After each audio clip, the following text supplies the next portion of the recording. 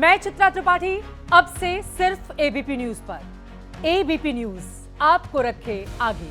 एक सेकंड, फराज किदवई अहम बात कही है मलूक नागर ने कि सत्ता पक्ष आप पर आरोप लगाएगा, आप उन पर लगाओगे। अरे दलगत राजनीति से ऊपर उठिए और ये हिंसा ना भड़कने दीजिए। ये राजनेताओं की भी जिम्मेदारी हो जाती है कि नहीं? संदीप जी बिल्कुल सही कह रहे हैं आप। 100% राजनेताओं की भी जिम्मेदारी है इसमें। लेकिन अभी संदीप जी जो आपने अपने इनिशियल 10 मिनट में या 7-8 मिनट में जो भी एनालिसिस की, अगर उस एनालिसिस को ही देश की जनता अगर ठीक से समझ ले तो मैं गारंटी के साथ कह सकता हूं कि इस देश में दंगे नहीं होंगे। संदीप जी आपने बिल्कुल दो बड़े इंपॉर्टेंट पॉइंट कहे जो मैंने लिख लिए कि दंगे क्यों होते हैं और इसका माहौल कौन बनाता है।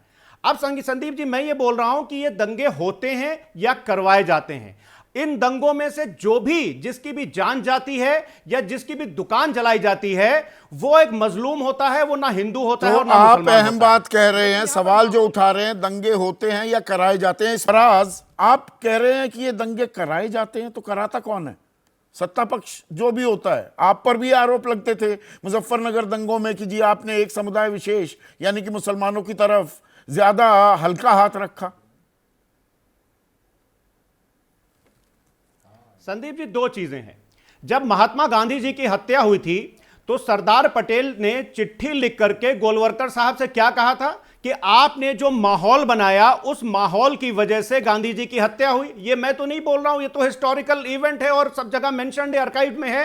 संदीप जी आज एक बड़ी इंपॉर्टेंट चीज है, इनके एक विधायक शलभ त्रिपाठी जी, उन्होंने एक ट्वीट किया है और उस ट्वीट में ये लिखा है, एक बेसिकली रीट्वीट किया है, तो जिम्मेदारी उन्हीं की है और उसमें तमाम चैनल्स के रिपोर्टर्स के नाम लिखे हैं और उन्होंने एक रिपोर्टिंग जिहाद का एक शब्द इन्होंने यूज किया है। अब सत्ता पक्ष के विधायक जब न्यूज चैनल के रिपोर्टर्स को रिपोर्टिंग जिहाद बोलेंगे तो देश में माहौल किस तरह का बनेगा। एक सागर खयामी साहब का एक बड़ा अच्छा शेर है संदीप जी, जो आपने अभी शुरुआत में व्याख्या की थी, वो व्याख्या उस पूरे शेर में आ जाती है कि ऐसी कोई मिसाल जमाने में पाई हो, हिंदू के घर में आग खुदा ने लगाई हो, बस्ती किसी की राम ने यारो जलाई हो और नानक ने राह सिर्फ सिखों को दिखाई हो। रामो रहीमो नानको ईसा तो सब नर्म है, चमचों को तो देखिए अग्नि से ज्यादा गर्म है।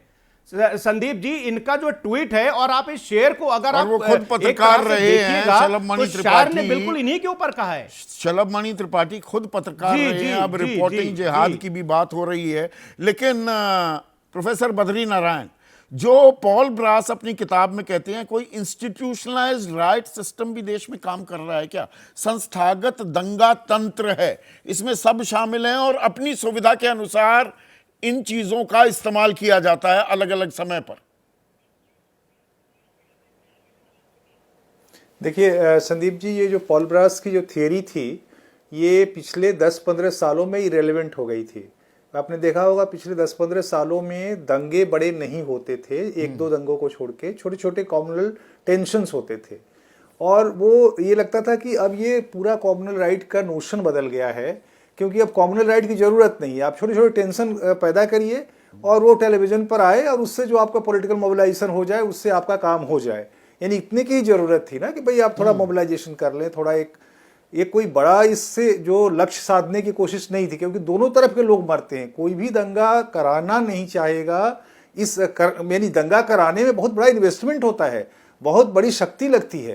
तो अब ये हुआ कि छोटे छोटे दंगे कराए जाएंगे तो दंगे, आपने देखा होगा कि समाजवादी पार्टी की सरकार में बहुत सारे छोटे छोटे टेंशन्स हुए थे, बट दंगे में नहीं बदले कोई। अभी भी पिछले 10 सालों से आप देख रहे होंगे कोई दंगा नहीं हुआ उस तरह से बड़ा। एक जो मुजफ्फरनगर का दंगा को छोड़ दे तो मेरा कहना है कि अब फिर से लग रहा है कि एक जो माहौल बन रहा है, इस माहौल में क्या ये इस तरह से इसका रिटर्न ऑफ कॉम्युनल राइट्स होने जा रहा है? कॉम्युनल राइट्स है क्या? थोड़ा सा वक्त आज कम रह गया था। बड़ी अहम बात कह रहे हैं, ये आशंका, ये क्लियर एंड प्रेजेंट डेंजर है क्या दुबे? देखिए, जो बद्री भाई ने मेरे मुंह की बात छीन ली है, मैं तो कहने ही ये यहाँ पे आया था कि पिछले 10 साल जो हैं वो सांप्रदायिकता के लिहाज से लो इंटेंसिटी कॉन्फ्लिक्ट के 10 साल हैं।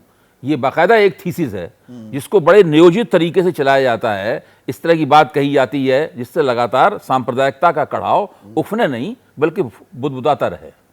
अब 4 जून के बाद में ये लो इंटेंसिटी कॉन्फ्लिक्ट शिफ्ट होकर हाई इंटेंसिटी कॉन्फ्लिक्ट की तरफ जा रहा है। हर जगह यही कहा जा रहा है कि भाई हिंदू बनाम मुसलमान किया जा रहा है। मुख्यमंत्री का बयान देख लीजिए, आप प्रधानमंत्री का बयान देख लीजिए, राष्ट्रीय स्वयंसेवक संघ के सरसंघचालक का बयान देख लीजिए, जैसे शलभ मणि त्रिपाठी का भी ट्वीट दिखाया है, ये चीजें देख लीजिए।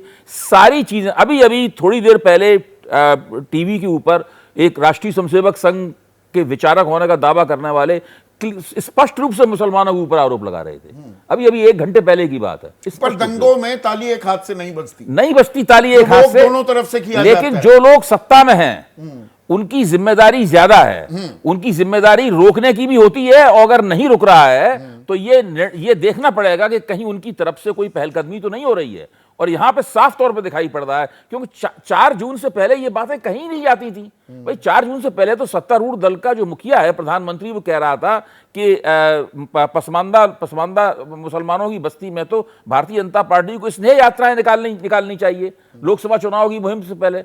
अब क्या स्थिति हो रही है? माहौल बदल रहा है। और फिर से जो बात यहां पर बद्री नारायण ने कही, और बद्री भाई मैं माफी चाहूंगा, आज बहुत ही कम वक्त रह गया था आपके लिए, लेकिन आपने सबसे मार्के की बात कही है, रिटर्न ऑफ कम्युनल राइट, सांप्रदायिक हिंसा वापसी तो नहीं कर रहा है। और सभ्य समाज होने के नाते आपकी, मेरी, हम सबकी जिम्मेदारी है कि हम इस पर रोक लगाएं, बहकावे में ना आए। बरगला रहा है अगर हमें कोई, उनके झांसे में ना आए। हजारों की तादाद में राय आ रही है, कुछ साझा की। एक राय बाकायदा मैं पढ़कर भी आपको सुनाना चाहूंगा। अश्विन हैं, जमशेदपुर वासी हैं, इनका कहना है कि चुनाव सामने हो और दंगे ना हो, वर्षों से यही होता रहा है और इसमें राजनीतिक स्वार्थ है। तो ये राजनीतिक स्वार्थ हमें दूर करना होगा और राजनेताओं को भी अपनी जिम्मेदारी निभानी होगी।